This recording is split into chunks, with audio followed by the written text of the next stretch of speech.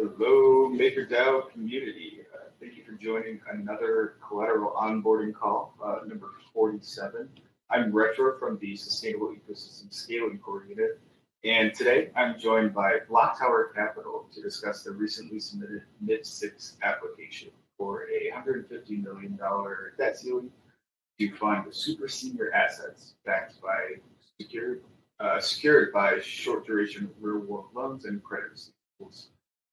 We have the BlockTower Capital Credit team here with us today, who I'll hand the mic over to in just a minute. As a reminder, if you have any questions, please use the chat feature or the question feature on the left-hand side of the screen. Otherwise, if you're feeling adventurous, please raise your hand and join us on stage for more in-depth discussion. With that, then, I'll hand the mic over to Kevin to kick things off. Kevin, the floor is yours. Awesome. Thank you very much. First things first, want to really thank Paper for helping us set this up, and obviously, of course, the MakerDAO ICS team. My name is Kevin Miao. I work at BlockTower Capital / BlockTower Credit, and I'm here with Anant, who is in the office with me. And Kevin, feel free to introduce yourself. I guess, well, actually, maybe it makes sense a little bit to give just some rough background about who we are. I think Jack may be joining shortly as well. He co-runs BlockTower Credit alongside me. And if he doesn't figure out how to use Crowdcast, then I'll speak on his behalf or just give him a quick intro. But for myself, my name's, again, Kevin Miao. I've been here at BlockTower Credit about a year at this point. BlockTower, for those who aren't familiar, is a roughly $1 billion digital asset manager running 4 main funds. So there's main fund is a liquid currency hedge fund. There's a non-directional market neutral arbitrage fund. There's a dedicated venture fund, and then our fund, which is the BlockTower Credit the BlockTower Credit Fund, which focuses on real world assets. So it is distinct from the other 3 funds in the sense that we don't invest in digital assets. We invest in real world loans that sit in off balance sheet SPVs, kind of in the traditional securitization space. But then our intention is to basically take those assets and then bridge them into the digital ecosystem through partners like Centrifuge and Beyond. And across BlockTower, we've run pools on Maple, Clearpool, I think a couple other platforms as well. So obviously huge, it's something that BlockTower has basically bet the entire fund on. We really believe that this is something that we're uniquely situated to provide and help with, but then also really just excited about this future for DeFi, using the DeFi rails that we know haven't been broken, obviously gone through a lot of volatility, but at the same time, trying to take that and bridge it into real world utility, which ultimately we think will help DeFi scale and the like. Obviously, there's been a lot of stuff going on within the maker community as well. So from our perspective, I think one thing that we really focus on quite a bit is becoming increasingly active in governance, as I'm sure many of you guys are aware of, guys and girls are aware of. Intend to just continue being basically long-term players here in the MakerDAO ecosystem. We're one of the largest Maker token holders out of our flagship fund. There's huge alignment across the fund in terms of trying to just be a good long-term partner to Maker here on this. As many of you probably have heard, there's also, with the end game plan and things coming up, we're committed to whatever path Maker wants to go down and have, I would say, pretty considerable financial and legal resources to make what needs to happen happen. And so that's a little bit about us. My background is in structured credit. I would say I was running a structured credit trading desk at Citigroup until 2021, focused on 2 major strategies, one of which was backing mid to late stage fintech lenders through structured lending solutions, almost directly analogous to what we're doing here at BlockTower Credit. The other one was basically running a bad bank hedge fund off of the broker dealer. So buying legacy ABS CDOs, every subprime mortgages, basically all of the stuff from the crisis at very distressed prices, and then financially engineering attractive economic outcomes, for lack of a better term. After I left Citi, because I knew that whole thing was just completely broken, and I hate the traditional financial system, I decided to go to CapChase, where I led operations, basically focused on bridging the gap between modern API infrastructure and traditional underwriting methods that we were still employing at Citigroup. So data ingestion via APIs, credit decisioning, underwriting via, like the modern AI ML models that you see today, as well as data ingestion of like real customer and payment data through Stripe, ChargeBee, and Recurly. CapChase, for those of you who are familiar, is an unbelievably successful fintech lender at this point. I think their Series B raise earlier this year has done a $780 million valuation. I'm happy to have played a very small role in that piece. I then took a quick sojourn to Harvard Business School, where I started last fall, but then dropped out after a semester to come here and launch BlockTower Credit alongside the rest of the team here at BlockTower. I'll pass it over to Kevin, Jack, and Anant. Yeah, I actually met Kevin when he came across the river while I was at MIT, and he told me about the story and the journey that he started, and I got so excited. A little bit about my background. I come from more of the blockchain and digital assets background, having spent 3 or 4 years at Deloitte in the blockchain labs, working on very much projects, building on top, similar to what we're working on, building on top of stablecoin protocols and platforms to enable value and drive change in the financial services space, working with an international team of developers, product managers, as well as financial service professionals.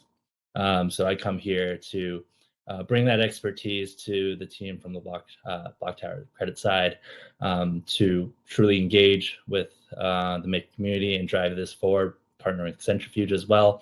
So really excited to be working on this journey together. And with that, I'll pass it on to Jack.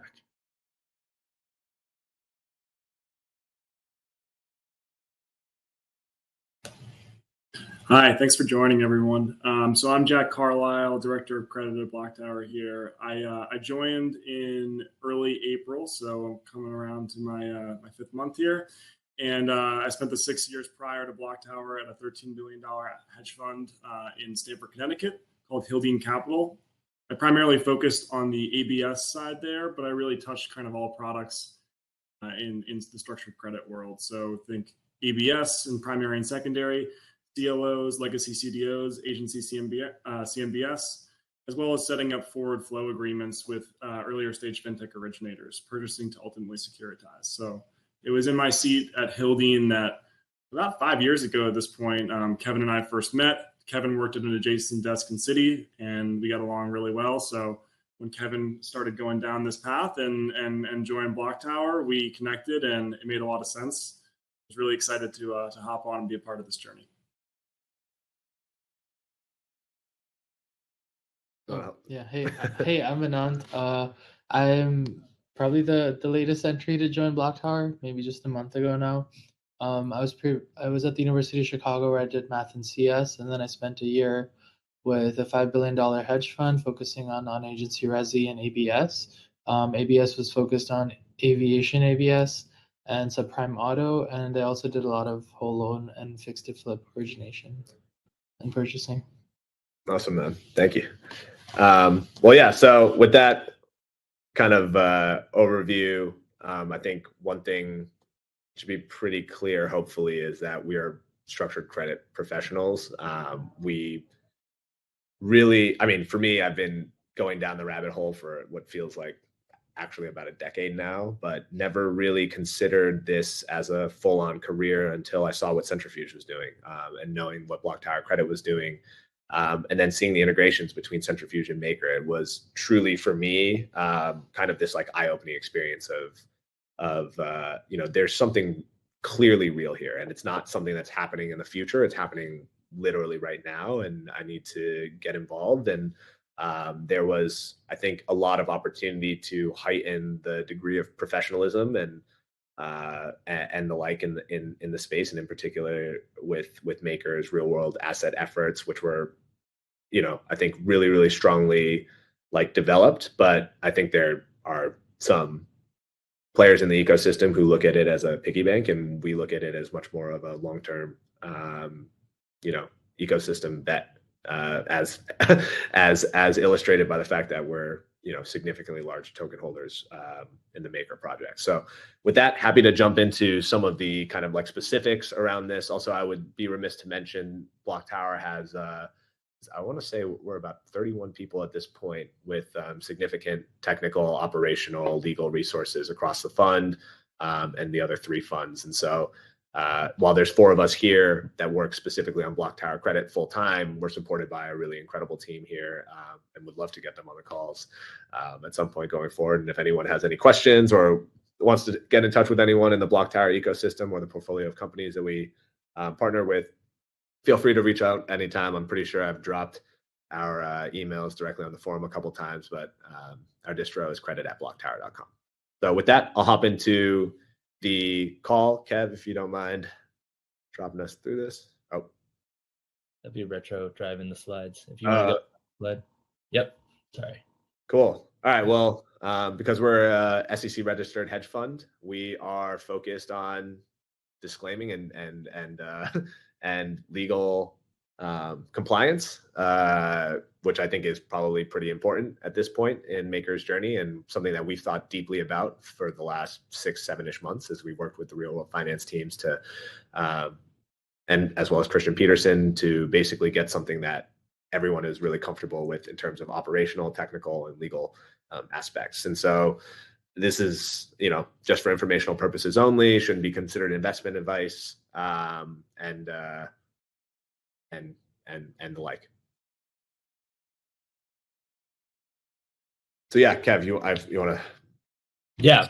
So we really want to start with like the need for RWAs in MakerDAO, right?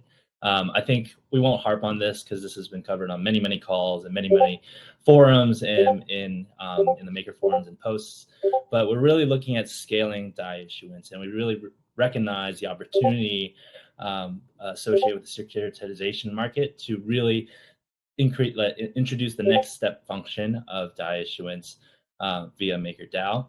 So that's what we're here for, to bring these real world assets via on-chain securitization platforms like Centrifuge to the community to increase and really scale DAI issuance to the next level.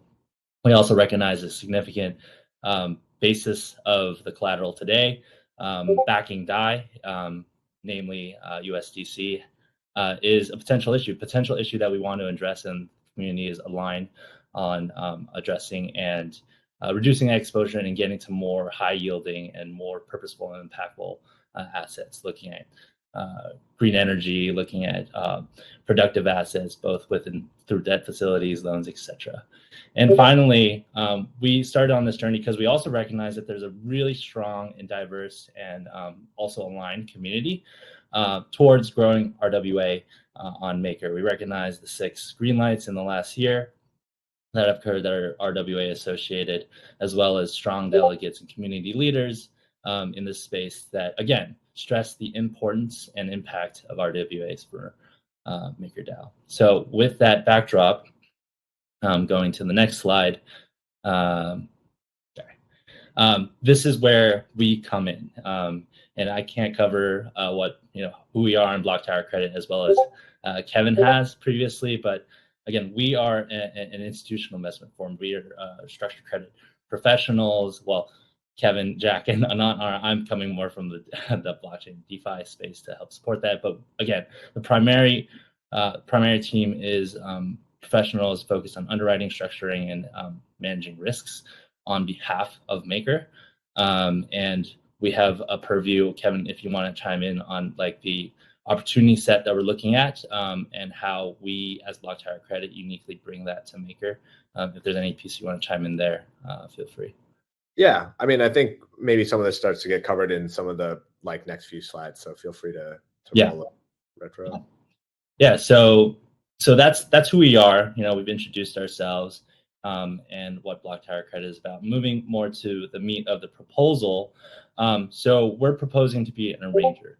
And what essentially means is we're bringing that expertise, that network, and that professionalism to the maker community to serve the community, to serve on behalf of the maker community. And one of the manners that we do so is by applying our rigorous, tested, and I would say well-defined investment process to identifying, sourcing, underwriting, and then ultimately executing and onboarding these collateral assets onto onto maker vaults.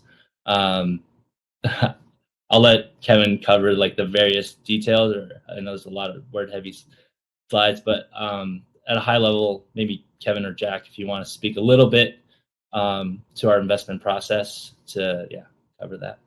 Yeah, absolutely. I think one thing that we've really tried to do is refine a lot of what we would consider best practices at our prior stops into something in which we can basically systematically, implement in order to run a modern structured credit hedge fund, to put it lightly. Like for us, we've seen kind of a lot of the worst as well in prior stops. There's a lot of ossification in traditional finance. There's a lot of basically no incentive or desire to innovate. And for us, every step along this, we're trying to do something different. So on the market analysis, in terms of sourcing, we're very confident that we have access to the best deals. Part of this is because of kind of the nature of what we're trying to do, which is very differentiated than others. But also at the same time, we have a very dense network of venture partners who are giving us access to really attractive deal flow. And so when we think about Maker's position and our own, as we effectively take the junior piece to subordinate and protect Maker's position on every deal that we do, our incentive is to go out and get the best deals, right? Like otherwise, if we brought something to Maker and it went wrong, like we would lose everything. And so that's like, I think that's something that really does set us apart. One, in terms of just junior capital in general. This is something I think the entire security industry really learned after the financial crisis. If you see, a good anecdote for this is prior to the financial crisis, there was very little retention from someone who brought a deal to investors, right? So they might issue $100 worth of loans, but then they would go out and sell $100 worth of loans. And so they've de-risked themselves completely. Their objective is to just continue to, run this cycle as much as possible and generate origination fees. For us, we're aligned the entirety of the investment. We put in capital that will not get returned unless Maker's capital. And so what that does is it forces us to basically align our interests with Maker in the sense that we're not going to go out and do things that we wouldn't do, because any losses that occur are borne by us first and foremost. And that's very different. And that's something that's happened in the traditional securitization markets after the financial crisis as well, where now by regulation, you are forced to, yeah, sorry. Is that me or Kev? No, it's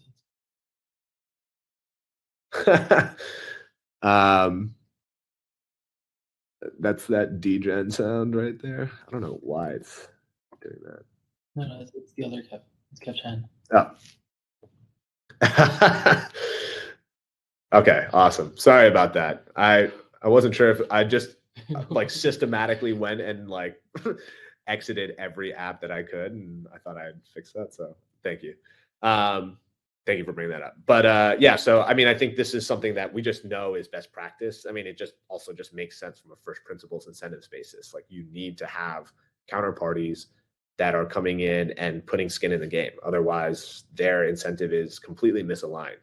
And that's something that as Maker moves forward in a lot of this stuff, like we are really trying to raise the bar holistically as well. Like I think, Real World Finance has talked about this in the past. As every new iteration of, someone comes into this ecosystem, it's a better asset, it's a better deal, it's better pricing, it's better incentive alignment. Like for us, we try to do all of these different things right from the get-go. in part because I think Ari Paul would actually kill me if we did anything that was deleterious to his investment in Maker and his thesis in Maker, but then also just because it's the right thing to do. And it's something that if we set that bar today, anyone who looks at this in the future will know that that's what's expected and that's what's necessary in order to win the trust of the Maker community. So there's that piece of it. Obviously, I would say, I mean, there's not a ton to talk about in terms of market analysis. It's pretty straightforward. Happy to go into a lot of the theses we have around this. I would say the one thing that really separates us is in the Maker forums, there was a pretty dynamic conversation about cryptocurrencies and credit cards. We are actively looking to back companies that are bridging the gap between blockchain infrastructure and real world assets effectively. And so that's really what we're focused on. I'll cover underwriting. I'm sorry, Kev, didn't mean to interrupt you. No. Please continue. Yeah. And then in terms of underwriting and execution, here we really think about, at the end of the day, you need to have strong deal flow. You need to see the best assets, of which we feel very comfortable that we're doing through a very dense network of venture partners here. And then also on the underwriting and execution side, you really need to understand exactly what the loan unit economics are, what the operating company's financial is, effectively all of the risks, right? Like these are things that for us in our prior stops, we spent a lot of time thinking about. It was in fact the only thing that we were supposed to be doing. And it was also a much more complicated and intense investment process than currently, the types of assets that we're looking at right now. And the reason that I say this is in traditional financial markets or in public securitizations, in order to basically generate hedge fund like returns, you had to sit in the bottom of the capital structure. You had to take the first loss position yourself. Here, we're actually protecting Maker through two sources of capital. One is ours, and then the other is typically originator equity that sits below us in a senior secured facility. And so there are layers of capital in which Maker's position is at a very low LTV, basically. And that's something that we're just laser focused on. It's ultimately like the right type of asset for Maker's real world asset like exploration. And for us, it's an asset that we know, understand, that we used to compete in a much more competitive and intense part of the capital structure. And now we're focused on senior loans ourselves. So I think it's the right fit in terms of execution. I mean, I would say a lot of the execution side of things comes from repetitions. I mean, this is stuff that Jack, myself, and Anant, and Kevin, even to a certain extent, have had like extreme experience doing. But it doesn't happen without a team, right? Like you need to have a strong constellation of legal partners. So some of the best law firms in the world are, on our roster, whether that's Reed Smith, Sidley Austin. And I've mentioned this in the Maker Forum posts in the past as well. Like these are people that we've employed to, help us understand the ramifications of what we're trying to do, but then also broadly what Maker is doing. And that's a resource that we're happy to, effectively just pay for, subsidize on behalf of the community. So let us know in that respect. Jack, did I miss anything on this, or do you want to cover anything? No, I don't think so. The one thing I'd flag is we have a question in the kind of question bar there from Raphael. What kind of loans have you dealt with in the past, and what are you most excited for in the next 5 years? So I'll take the first crack at answering that one right now, since it is relevant and on topic. So all of us, myself, Anand, and Kevin, all touch different products, but there's a lot of commonality here. So to just start going off a couple of the ones that I myself have looked at closely in the past, largely in and around the consumer space. So consumer unsecured lending, think Lending Club, think Upstart, auto loans, again, subprime to prime, kind of different beasts in between there, but definitely all products that I've looked at in the past, as well as longer term bank debt and leverage loans. Kevin, I don't know if you want to take a crack at kind of describing the loan products where we might have not overlapped. Yeah. I mean, everything from, traditional ABS. So it could be prime credit cards, prime auto loans. What else is there? Auto leases, fleet financing, all the way to the most esoteric stuff you can find in the ABS space, whether that's aircraft leasing, like what Anant has done deep dives in the past, rail car leases, drug royalty bonds, obviously subprime mortgages in general. Pretty much anything that is a promise of future cash flows I've looked at in my time at Citi. I would say like our desk at Citi was extremely unique because we were given a mandate to do anything that wasn't mortgages and asset-backed finance. And so that's what we did. I think that's the type of experience that is relevant here, but also having actual operating experience, working at a lender, running operations there, understanding what the companies that we're directly backing today are going through, I think is really exciting. And then what are we most excited for in the next 5 years? I would say, like, for us, it's can we help DeFi bridge into the real world and help the real world bridge into DeFi. I know that that's a topic right now that's pretty, touchy, right? Like, and rightfully so. I think a lot of the stuff that's going on is bullshit.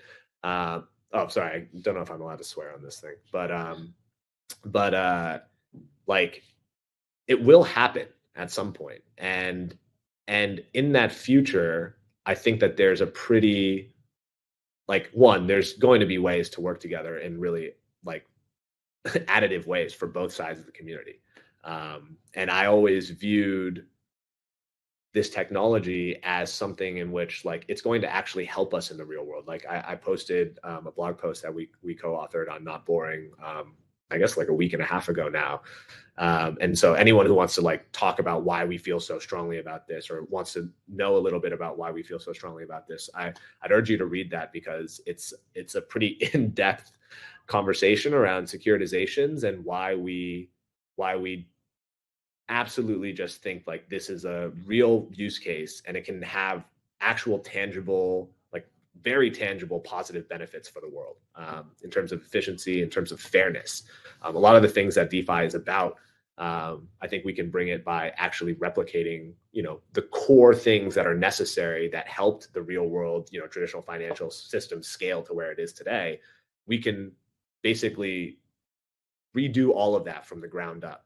And Maker plays a key role in it. I mean, Maker plays a key role in our ability to do it. It's also just cool. Like, it's one of the things that we really, really want to do, because I think Maker has so much potential. Like, I would say there's so many different aspects. Like, if you troll through the governance Discord, right? Like, there's a ton of negativity, but there's a ton to be optimistic about. Like, this is an amazing project. It's something that we've spent the last 8-ish months, honestly, like, digging super deep into and understanding every piece of it. And it's such a cool project. And it has so much potential, and it has such a head start on everyone else, right? I mean, we talked to Aave, we talked to Compound, all these guys, like, they're all trying to do the same thing, but they're not going to catch Maker if Maker runs. And this is the direction that all those guys are going. If you look at Aave's Go stablecoin thing, like, they're talking about bringing in facilitators, doing real world assets. Like Maker is charting that path, and it has such a huge advantage, and we really want to basically help Maker get to that point, help fintechs and help the real world asset originators, like, kind of bridge into this technology, because there's real use cases for them as well. And yeah, so I would say that's a little bit about what we're excited about in the 5 years. It's not a specific asset, it's more just like this vision that we have here at BlockTower Credit and that we're running towards. We have a couple more questions queued up. Yeah. Asks, for the funds flow, does BlockTower require an intermediary, like HV? Yeah. So we won't be using an intermediary like HV, HVB or 6S. We're doing everything through Centrifuge. I mean, a huge part of our desire to do this is to like, today the systems run in parallel, right? And in many ways, you have to do both, and you have to do both at a high level, which is why, Kevin is here, which is why we partnered with Centrifuge and the like, right? We want to bring all of these things on chain. We're going to use MIP21, MIP22, which already has been tested, audited, is already facilitating real world assets for the Maker ecosystem. For us, that's 100% like the direction we're going. There will be real world entities, right? But it'll be block towers. It won't be Maker, for lack of a better term. So I would say, I don't know if that fully answers your question, Paper, but let us know. I would say an intermediary, the second piece of your question, if an intermediary is required, can you provide some background on why? There are two major ones that I think are really important. One is the role that Genesis plays in that HVB proposal, which is effectively, someone who can just swap dollars into DAI, into something that the DeFi ecosystem can bridge. Now, eventually, one of the reasons why we're using Centrifuge and why we're trying to bring in fintech operators is so that they will accept DAI in the future, right? Today, it's not really the case, but in 3 to 4 years, if Maker is scaling this, it could very well be possible. We've already had many of those conversations ourselves.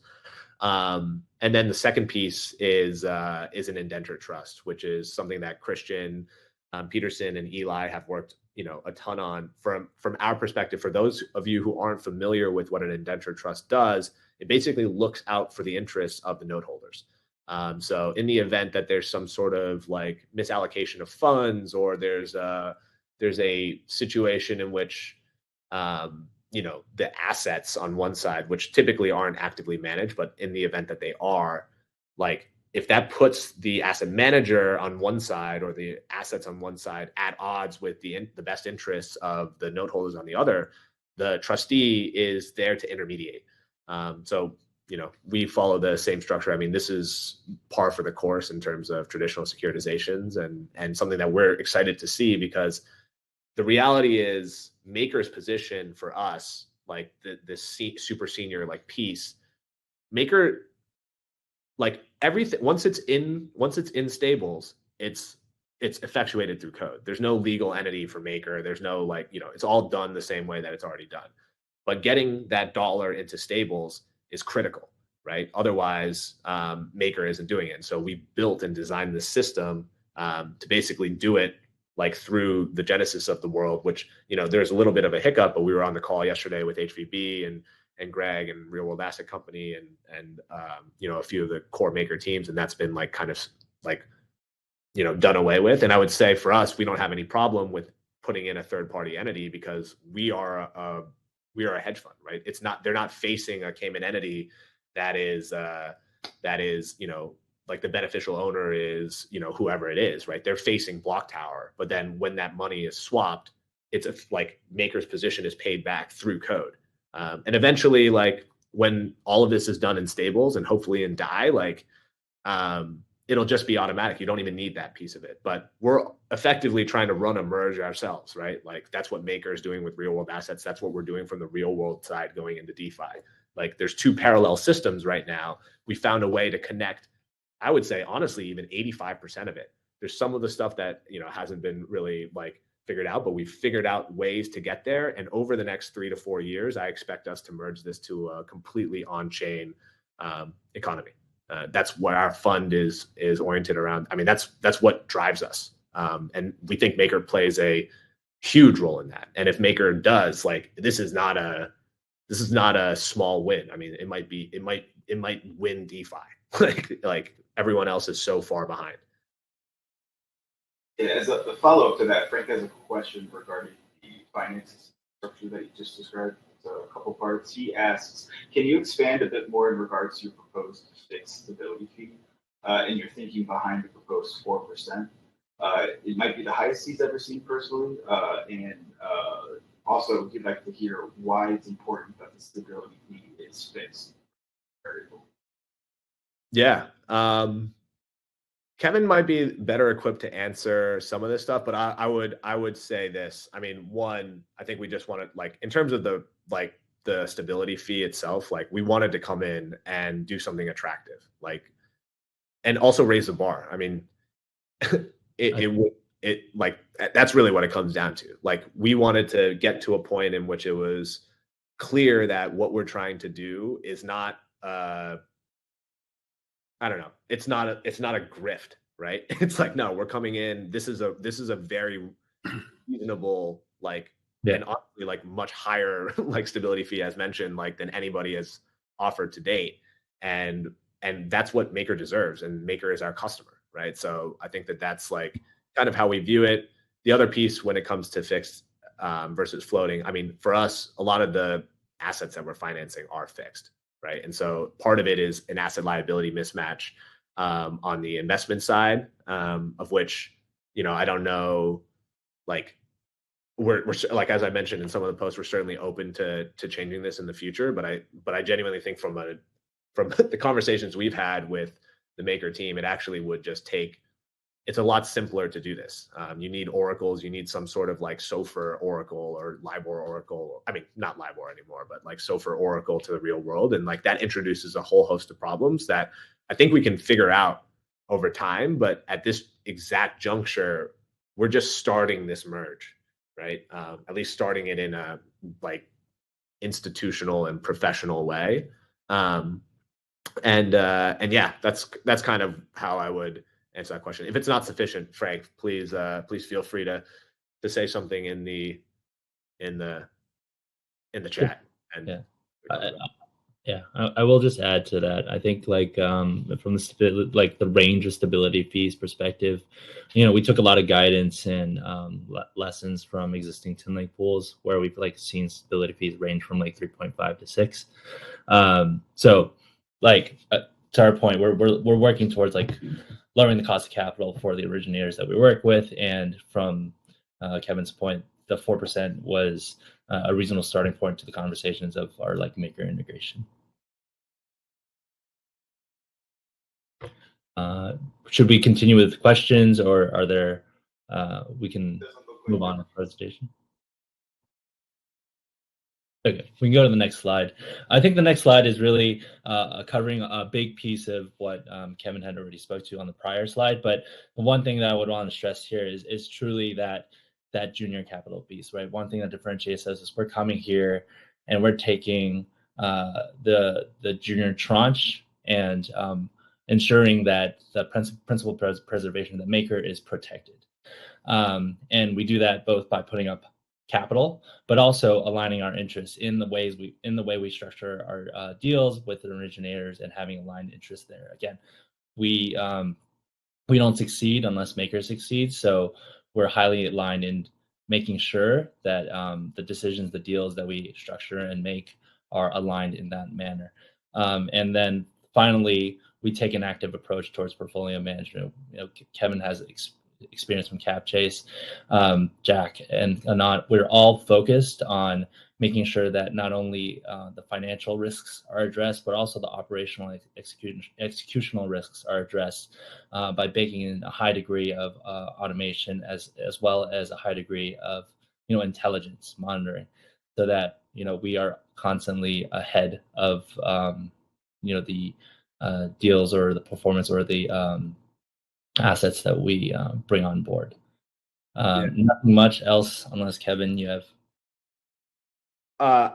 Well, Jack, feel free to continue. I just want to quickly also mention, because I see Robert Jordan's post in the chat, and I think one piece of the portfolio management and the active management is for us, because our junior capital sits below Maker, it's our incentive to go and actively, we're a hedge fund, right? We actively manage this portfolio. So if it's starting to get to a point where it looks like, oh, we're going to take a loss on our position, right, which sits below Maker's, our objective is to liquidate the deal and to get out of it, right, and return capital to Maker, return capital to ourselves.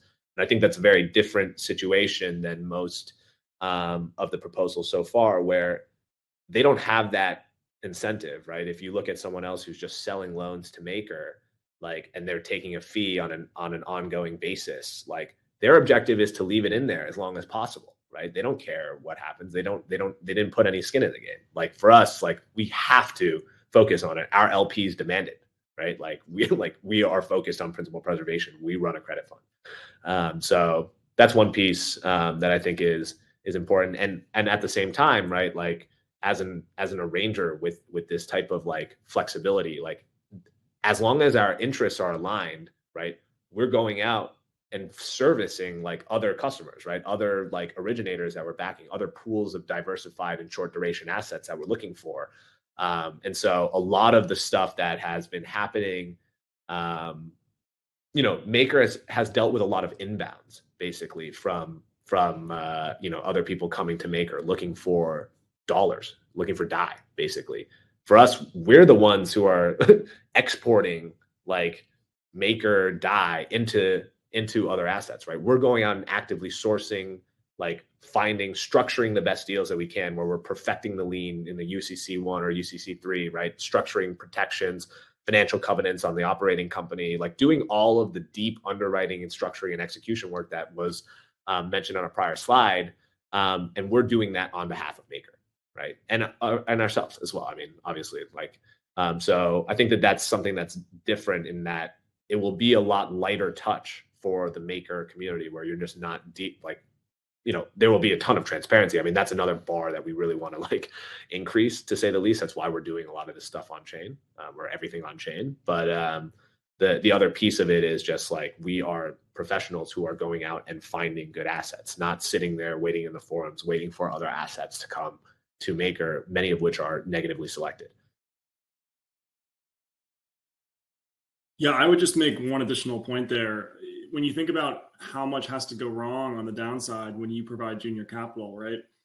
In the SPVs that we are funding, there's an originator of the loans sitting below us, and we underwrite our position above them to 0% loss.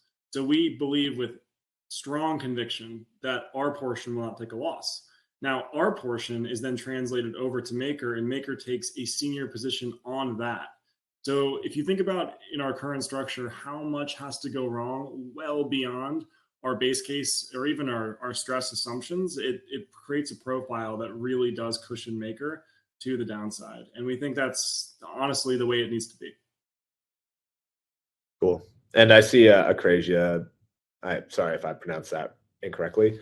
So in our proposal, it is 30% minimum junior capital. So what that might look like for something, like, let's say we have a deal where, you know, it might be an auto loan or something like that, just hypothetically.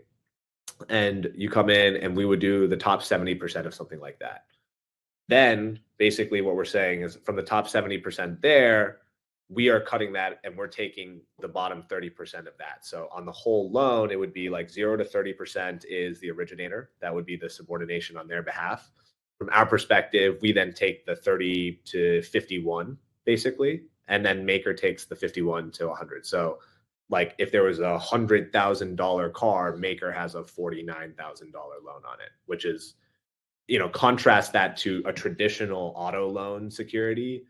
The public markets finance the top 90% of that.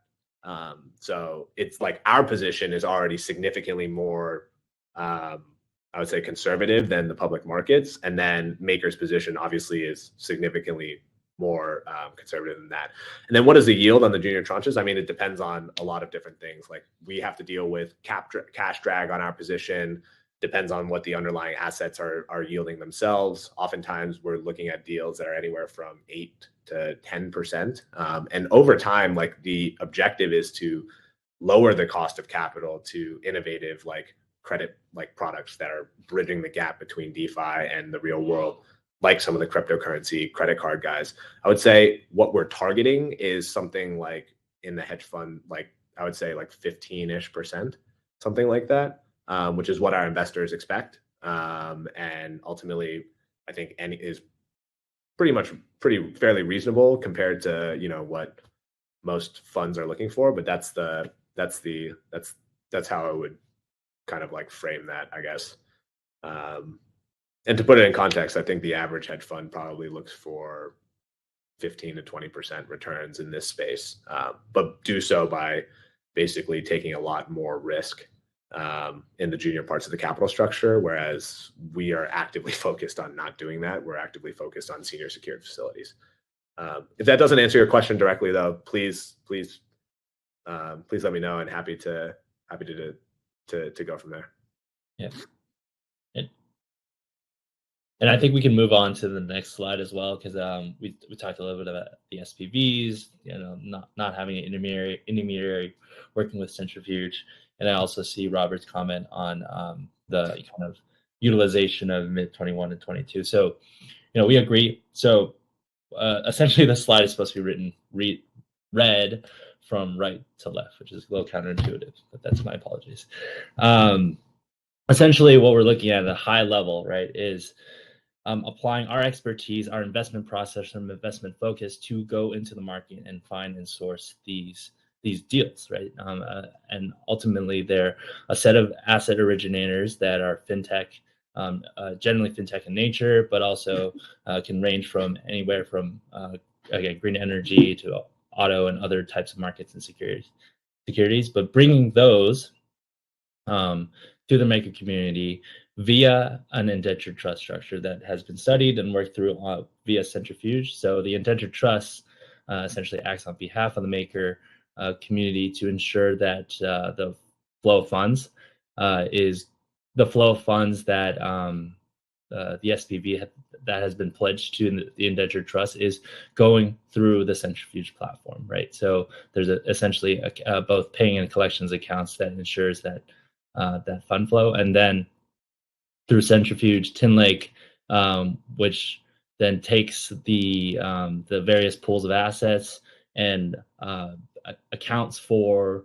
the percentage share, the percentage redemption for drop holders, so drop being the maker, and then Tin being ourselves. So we're mirroring both the SPV and indentured trust legal structures that centrifuge has set up, and we're also leveraging MIP 21 and 22 as we've discussed to implement this sort of high-level transaction structure. And then finally, if we haven't made it clear enough, maker would be essentially the senior drop token holder in this transactional structure, and BlockTower would be the junior Tin token holder. And all of this information will be provided on chain so that from a transparency and report and audit perspective, we're kind of aligned and leveraging best practices there. I see that there are some comments and questions, but yeah, go ahead. Yeah, I just realized I was on mute. Sorry. But to answer that direct question, to be honest, I don't know if this product generally exists in traditional financial markets. I think the closest thing would be like kind of back leverage to a structured credit fund, of which you would expect on a fund level. I would actually say the market rate is probably closer to 5%, something like that today. For us, like there's a ton of operational costs that we have to eat to basically manage this.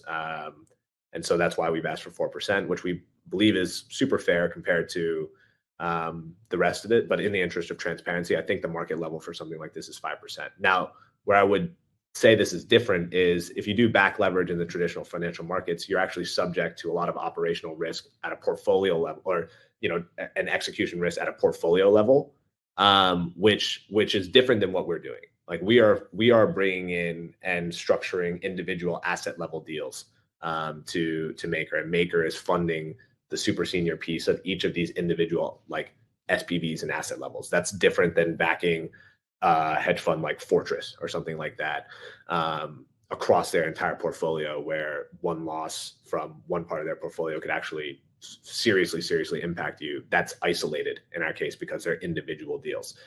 And that's the way centrifuge works. So centrifuge, you can see like if you go on Tin Lake, you can see like each of the individual deals are brought by different like originators. And from our perspective, that's just I would say like a much stronger like position to be in. But yeah, happy to go more deeply into that. I would say it's a pretty opaque part of the market, even for people who, operate in it. Like that's one of the things that I generally hate about traditional financial markets. It's like everyone has an incentive to obscure that. And I mean, I guess that happens in DeFi as well, or at least C DeFi. So yeah, happy to also go deeper into any of that stuff if helpful. Yeah. And yeah, so just thanks for addressing that question. So just summarizing, this is sort of the last slide of formal presentation, but just summarizing this, we are leveraging well understood processes and practices that have existed in the Maker community for quite some time to get this to apply to the transactional structure in combination to the strategic and process and kind of alignment advantages that BlockTower and Maker share in sourcing the best deals that work for all. That's the end of the formal presentation. The next slide is really just about leaving some time for some questions. So if there's any more questions in the community, we welcome those. Otherwise, I speak for the team to say we really appreciate the time, really appreciate the engagement, and really look forward to continue to work at this journey with the community together. Tim, I see you. This presentation will end up on the forums. Maybe we'll append it to the SES post about this, or happy to just do it to our. Actually, yeah, Kev. Maybe it's just worth posting it as a comment on our introduction arranger proposal. Sounds good. Yeah, we can do that. As always, we'll make the slides available and video available. Cool. Well, yeah. Cool.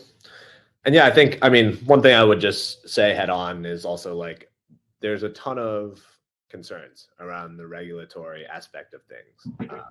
From our perspective, like, we are an SEC registered hedge fund. Everything we do is compliant. Like, we don't do anything that we think puts us at risk. Like, that would just be deleterious to our business and our fund itself. And so the reason that I bring this up is because I don't shy away from it. Like, we think about it all the time.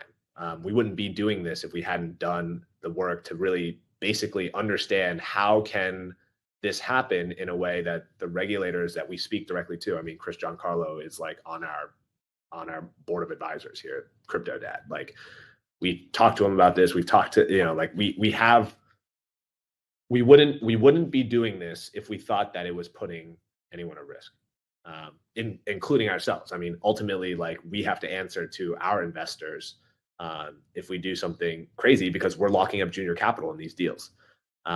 So we're happy to go, have those conversations more broadly. I think it involves a lot of like nuanced understanding of different things.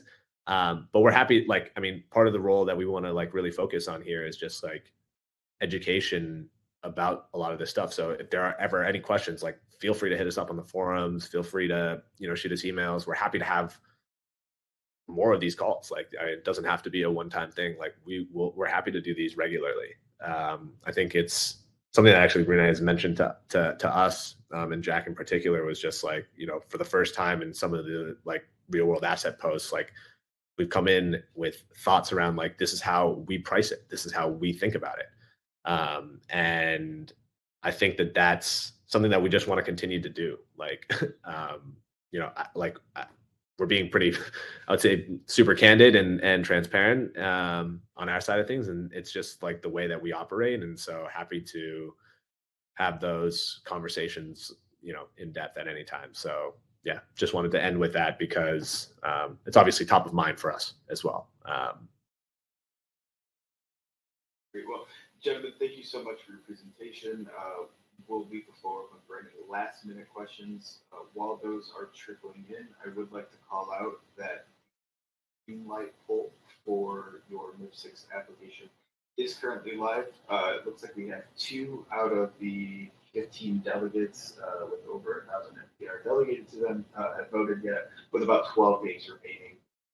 So as the community needs help making decisions, forum handles for each of the attendees today is listed on the call promotion forum post. As I said, we'll make sure that this material is available, and seeing that there are no further questions rolling in. Just want to thank you guys again. We'd be happy to host you for a follow-up session anytime. With that, keep up to date at forum.makerdao.com, and we'll see you on the next Collateral Onboarding call. Awesome.